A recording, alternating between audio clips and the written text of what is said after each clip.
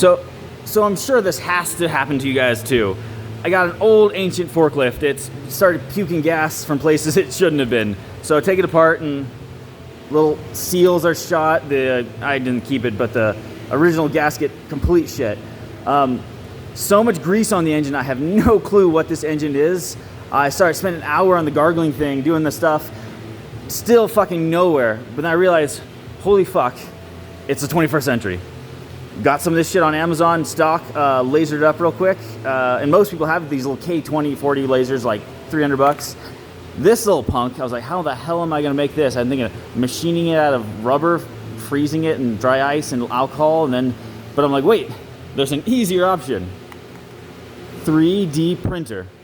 Fuck, I should have got one of these way sooner. You don't know how many times I'm like, I could machine it. No, plastic and soft, flexible shit, and rated for gas.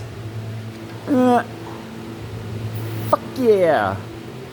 All right, just wanted to show you that 3D printers are cooler than you thought.